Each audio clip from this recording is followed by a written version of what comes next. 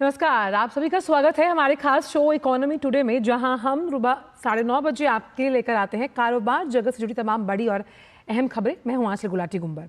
शुक्रवार के trading session की अगर बात की जाए तो अमेरिकी बाजारों में बड़ी गिरावट देखने को मिली, जिसकी वजह से डाउ जोन्स जो उनका सूचकांक है वो 750 अंक टूट गया। और ऐसा ही कुछ नैस्डैक में भी देखने को मिला, 450 अंक की बिकवाली, खासतौर पर जो आईटी क्षेत्र है उस वजह से। आर्थिक ग्रोथ और बढ़ती महंगाई की चिंताओं के बीच इस साल की सबसे बड़ी गिरावट मानी जा रही है ये अमेरिकी बाजारों की। अब इसका सीधा असर, क्योंकि आज कारोबारी सत्र सोमवार का पहला दिन है, गिफ्ट निफ्टी पर पड़ना लाजमी था, जहां 150 अंकों की गिरावट के साथ 22,700 के लेवल पर कारोबार करता हुआ नजर आ रहा है। हालांकि डाउ फ्यूचर्स कुछ रिकवरी का अंदेशा दे रहे हैं। जापानी बेंचमार्क बाजार जो है वो आज बंद है। इन तमाम खबरों से ओतप्रोत आइए सीधे अब रुख करते हैं इस वक्त की प्रमुख आर्थिक सुर्खियों का। प्रधानमंत्री किसान सम्मान निधि योजना की 19वीं किस्त आज भागलपुर से प्रधानमंत्री करेंगे जारी। 22,000 करोड़ रुपए डीबीटी के माध्यम से सीधे किसानों के खातों में। योजना से जुड़े किसानों से करेंगे संवाद भी। मध्य प्रदेश में निवेश बढ़ाने और रोजगार के अवसर में इजाफे के लिए प्रधानमंत्री भोपाल में ग्लोबल इन्वेस्टर समिट का करेंगे उद्घाटन। 60 से ज्यादा देशों के प्रतिनिधि, विभिन्न अंतर्राष्ट्रीय संगठनों के अधिकारी, 300 से ज्यादा प्रमुख औद्योगिक नेता और नीति निर्माता होंगे शामिल। आईपीओ मार्केट का लीडर बना भारत। निवेशकों ने कंपनियों का भरा खजाना। एक साल में 19 अरब डॉलर से अधिक की फंडिंग। 2024 में भारत का सबसे बड़ा आईपीओ Hyundai मोटर्स इंडिया द्वारा पेश किया गया। और आज गिरावट के साथ एक सपाट स्तर पर खुले भारतीय शेयर बाजार। शुरुआती कारोबार में सेंसेक्स 456 अंक गिरकर 74,854 पर, और वहीं निफ्टी भी 175 अंकों के दबाव के साथ 22,619 पर। तो तमाम बड़ी खबरों पर रहेगी दिन भर हमारी नजर। बात करते हैं गिफ्ट निफ्टी की, तो शुरुआत कहीं ना कहीं नेगेटिव हुई थी और 22,705 का लेवल था, लेकिन अब थोड़ी रिकवरी होती हुई यहां पर नजर आ रही है। सेंसेक्स का जो ओपनिंग काउंटर्स था वहां पर भारी बिकवाली थी। 74,859 का लेवल, 440 अंकों का दबाव यहां देखा जा रहा है। वहीं अगर निफ्टी पर नजर डालें तो 22,624 का लेवल भले ही हो, लेकिन 171 अंकों का दबाव हम यहां पर देख सकते हैं। लेकिन कौन से वो स्टॉक्स हैं जहां पर इस वक्त मजबूती देखी जा रही है, सेक्टोरल लिहाज से भी चर्चा करेंगे। तो टॉप गेनर्स में Cipla, Tata steel, Hindalco, Adani entertainment, L&T, यानी दिग्गज काउंटर सिप्ला फार्मा इंडस्ट्री से, टाटा स्टील और हिंडाल्को मेटल्स के साथ चमक, अदानी एंटरटेनमेंट और एल&टी में इस वक्त बढ़त नजर आ रही है। लेकिन कहां पर मुनाफा वसूली हावी है, क्योंकि इस वक्त हम देख रहे हैं कि एक रिकवरी के साथ सेशन की उम्मीद अंत में की जा रही है। M&M, Wipro, ultra cement, ICICI bank, Bajaj auto, इन तमाम स्टॉक्स में इस वक्त दबाव।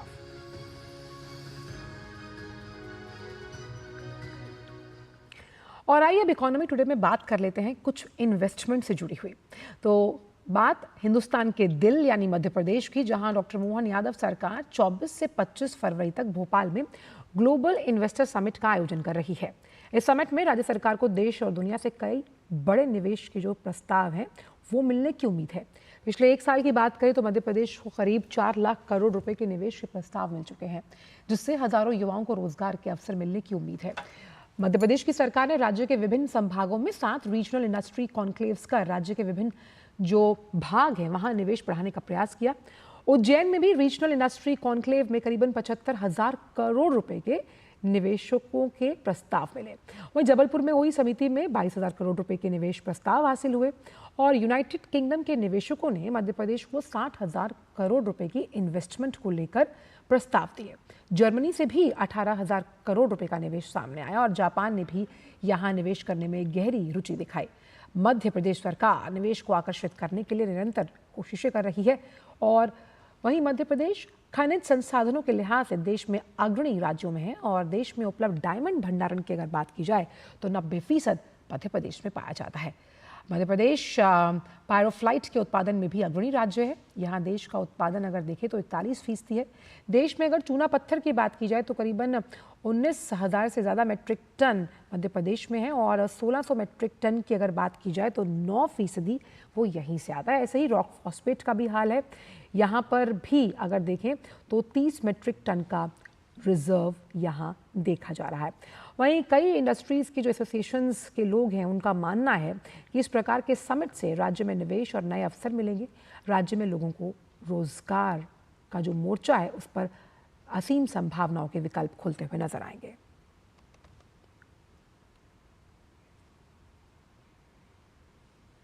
ये सबसे बड़ी संभावना स्टार्टअप की है। 5,000 रजिस्टर्ड स्टार्टअप हैं, 10,000 किए जाएंगे ऐसा कहा जा रहा है। 72 इंक्यूबेशन है, 1300 ITI है, 1500 कॉलेज हैं जहां पर उस प्रदेश में किस चीज़ की संभावना है। IT की बहुत बड़ी संभावना है, कपास के सबसे बड़े उत्पादक है, टेक्सटाइल की बहुत बड़ी संभावना है, ऑटोमोबाइल की बहुत सारी इंडस्ट्रीज है उनकी संभावना है, EV की संभावना है, टूरिज़्म की संभावना है और आखिरी में फूड प्रोडक्ट्स की, फूड प्रोसेसिंग की। जो यहाँ पे ऑलरेडी यूथ है, जो लोग रहते हैं, वो बाहर जाते हैं अपने अपॉर्चुनिटीज़ के लिए, बट अगर हम विद इन स्टेट अपॉर्चुनिटीज़ हमें मिल रही हैं तो इससे अच्छा कुछ आइडिया नहीं हो सकता। मतलब हाँ, आई थिंक अभी कुछ स्टार्टअप्स एंड कुछ कंपनीज जो हमारे स्टेट में हैं उनके बारे में ज़्यादा लोगों को पता नहीं है ग्लोबली। सो एक बहुत अच्छी अपॉर्चुनिटी है। यहाँ पे ग्लोबल इन्वेस्टर्स आ रहे हैं जो कि जिनको ज़्यादा आइडिया नहीं है MP के बारे में, तो उनको पता चलेगा कि कैसी कंपनीज़ है, किस किस फील्ड में काम कर रही हैं।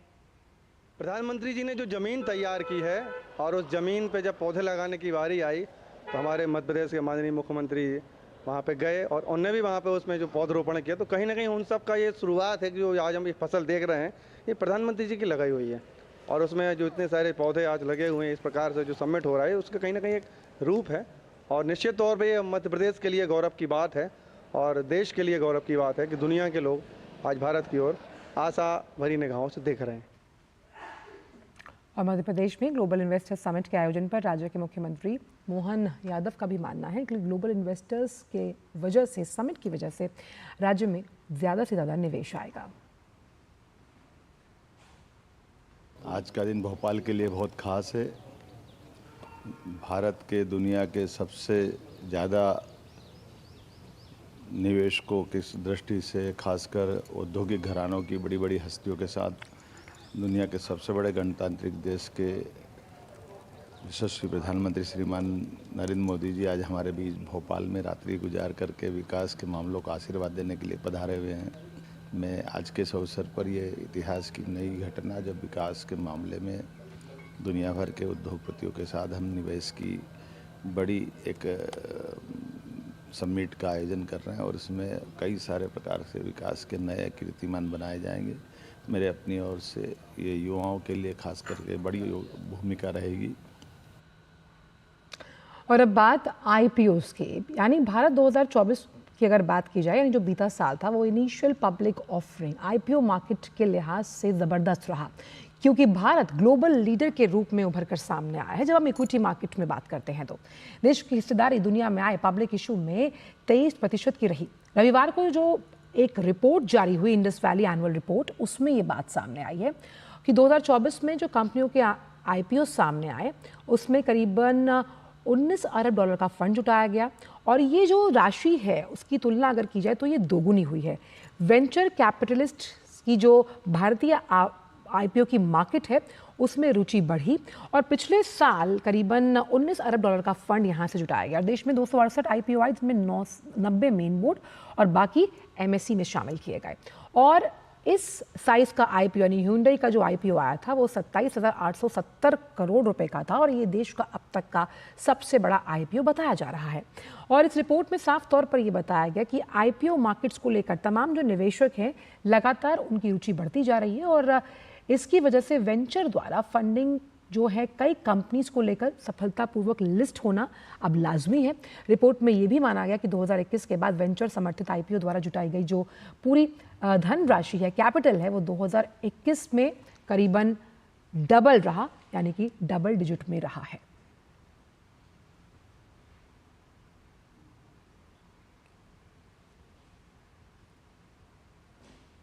वक्त छोटे से ब्रेक का है। ब्रेक के उस पार आकर जानेंगे आज का फोकस क्या है इकोनॉमी टुडे में। जब धरती चीर कर निकलता है लोहे का पत्थर और मिलता है मोंगिया के जोश से, फिर तपता है, पिघलता है और बनता है फौलाद। अब होता है सरिया सारी खूबियों के साथ। मोंगिया स्टील, मजबूत देश का मजबूत सरिया। अगर आप एक ऐसी धरती की तलाश में हैं जहां अनंत संभावनाएं और अपार अवसर एक साथ मिलते हों, जहां एशिया का सबसे लंबा high speed automotive testing track हो और दुनिया के प्रमुख वाहन निर्माता स्थित हों, जहां भारत की 27% ऑर्गेनिक फसलें 11 यूनिक एग्रो क्लाइमेटिक जोन्स में उगाई जाती हैं, जहां 300 से अधिक फार्मा कंपनियां दुनिया के 160 देशों में दवाइयों का निर्यात कर रही हों, जहां कॉटन, सिल्क और डिफेंस मैन्युफैक्चरिंग नई इंडस्ट्रीज के साथ विकसित हो रही हों, जहां 1 लाख एकड़ से अधिक का इंडस्ट्रियल लैंड बैंक और प्राकृतिक संसाधनों की भरपूर उपलब्धता हो, जब ये सारी संभावनाएं एक जगह मिलती हों, तो समझ जाइएगा कि आप भारत के हृदय मध्य प्रदेश में हैं। स्वागत है आपका 8वें ग्लोबल इन्वेस्टर्स समिट 2025 में, जहां मुख्यमंत्री डॉक्टर मोहन यादव प्रधानमंत्री श्री नरेंद्र मोदी के विकसित भारत के विजन को आगे बढ़ा रहे हैं। आप आइए और आपको लगे पॉलिसी से आउट ऑफ वे भी जाना हो तो सरकार तैयार है आपकी सारी मदद करने के। इन्वेस्ट मध्य प्रदेश, अनंत संभावनाओं का प्रदेश। 24 और 25 फरवरी 2025, भोपाल, मध्य प्रदेश। ब्रेक के बाद सभी का स्वागत और अब बात करते हैं आज के फोकस से जुड़ी हुई।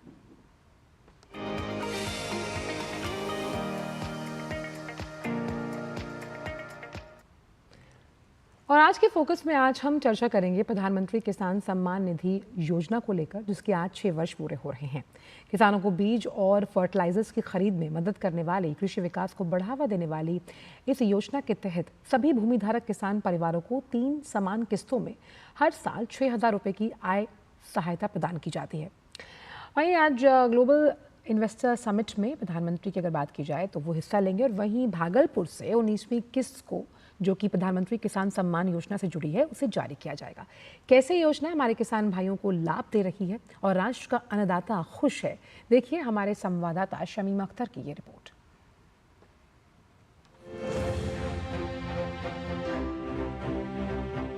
केंद्र सरकार ने आज से 6 वर्ष पहले प्रधानमंत्री किसान सम्मान निधि का आगाज किया था। फरवरी 2019 में शुरू की गई ये योजना दुनिया की सबसे बड़ी डीबीटी यानी प्रत्यक्ष लाभ अंतरण योजना है, जिसका उद्देश्य उचित फसल स्वास्थ्य और उचित पैदावार सुनिश्चित करने के लिए विभिन्न कृषि आदानों की खरीद में किसान परिवारों की मदद करना है और कृषि विकास को बढ़ावा देना है। इस योजना के तहत भूमि धारक किसान परिवारों को 3 समान किस्तों में प्रति वर्ष 6,000 रुपये की आय सहायता प्रदान की जाती है। ये 2,000 रुपये की 3 समान 4 मासिक किस्तों में देय है। ये धनराशि सीधे लाभार्थियों के बैंक खातों में स्थानांतरित की जाती है। रिपोर्ट के अनुसार अब तक लगभग 9.5 करोड़ किसानों को कुल 3.46 लाख करोड़ रुपए वितरित किए जा चुके हैं। इसमें जो उनको सहायता दी जाती है वो वर्ष में 6,000 रुपये कुल मिला के दी जाती है, 3 इंस्टॉलमेंट में 2-2 हज़ार का। ना शहरी लोगों के लिए ये संख्या कुछ खास लगता नहीं है, लेकिन जो गांव में रहता है और जिसको उर्वरक, बीज, पेस्टिसाइड वगैरह के लिए from time to time and on time पैसे की ज़रूरत है, उनके लिए ये बहुत ही बड़ा एक ऐसा सहूलियत है जिससे ये क्रॉप के मैनेजमेंट में, फसल के मैनेजमेंट में सही टाइम पे इनपुट्स दिया जाता है। पीएम किसान योजना के अंतर्गत अगर आपको लाभ लेना है तो पहले ये जानना होगा कि क्या आप पात्र हैं भी या नहीं। पात्रता सूची के मुताबिक भूमि धारक किसान परिवार जिनके नाम पर कृषि योग्य भूमि है, लाभ पाने के पात्र हैं। इस योजना के तहत 2 हेक्टेयर तक भूमि वाले छोटे और सीमांत किसानों को इसका लाभ मिलता है। आप अगर पीएम किसान योजना के लिए पात्र हैं और आवेदन करना चाहते हैं तो आपको सबसे पहले योजना की आधिकारिक वेबसाइट pmkisan.gov.in पर जाना होगा। यहाँ पर आपको न्यू फॉर्म रजिस्ट्रेशन वाले विकल्प को चुनना है। फिर आपके सामने एक पेज खुलेगा जहां पर आपको अपना 12 अंकों का आधार नंबर, मोबाइल नंबर और राज्य आदि भरना है। इसके बाद OTP वाले बटन पर क्लिक करें और आपने जो मोबाइल नंबर भरा है उस पर एक OTP आया होगा। इस OTP को आपको यहाँ पर भर देना है। अब OTP भरने के बाद आपके सामने एक नया पेज खुल जाएगा जहां पर आपको अपनी वो जानकारियां भरनी हैं जो आपसे मांगी गई हैं। इसके बाद आपको संबंधित दस्तावेज अपलोड करने हैं। फिर इसके बाद आपके आवेदन का काम पूरा हो जाता है। शमीम अख्तर की रिपोर्ट, DD न्यूज़। और प्रधानमंत्री किसान सम्मान निधि योजना पर चर्चा करने के लिए बेहद खास मेहमान हमारे साथ मौजूद हैं। मनोज कुमार गुप्ता साहब, advisor ministry of agriculture and welfare. Manoj Kumar ji, बहुत बहुत स्वागत है आपका। बहुत शुक्रिया DD न्यूज़ पर अपना कीमती समय साझा करने के लिए। पहला सवाल यही है कि आज 19वीं किस्त प्रधानमंत्री जारी करने वाले हैं और राष्ट्र के अन्नदाता को कहीं ना कहीं मुस्कान देने में इस योजना ने युगांतकारी काम किया है।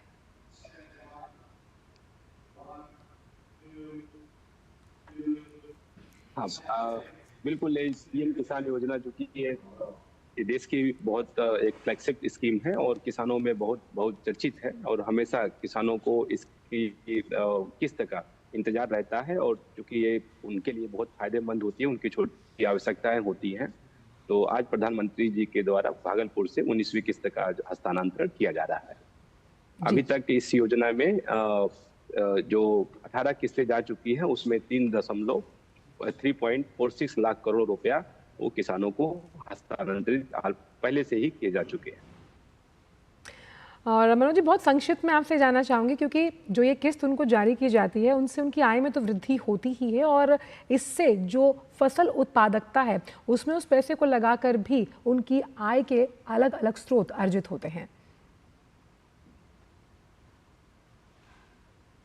हाँ, बिल्कुल। जो है चूंकि ये एक्चुअली देखिए तो किसानों के लिए जो 2000 रुपए की 3 किस्तें दी जाती हैं, उनकी जो छोटी छोटी आवश्यकताएं होती हैं जिनके अभाव में वो शायद अपनी खेती अच्छी तरह से नहीं कर पाते थे, उनके लिए ये बहुत सहयोगी होता है और जिससे जब खेती अच्छी होती है तो उनकी उत्पादकता बढ़ती है और फिर उनकी आय भी बढ़ती है और उनका जो लाइफ स्टाइल है, उनका जीवन स्तर है, उसमें भी सुधार होता है। तो ये PM किसान योजना जो है वो किसानों के, और सबसे बड़ी बात है उनके आत्मसम्मान को, आत्मविश्वास को भी बहुत बढ़ाता है। बिल्कुल, आत्मविश्वास को बढ़ाती है और इसी बहुत उपयोगी रही। बिल्कुल, और इसी आत्मविश्वास को बढ़ाते हुए इसे 6 साल पूरे हुए और आज 19वीं किस्त भी प्रधानमंत्री भागलपुर से जारी करेंगे। बहुत बहुत शुक्रिया मनोज जी।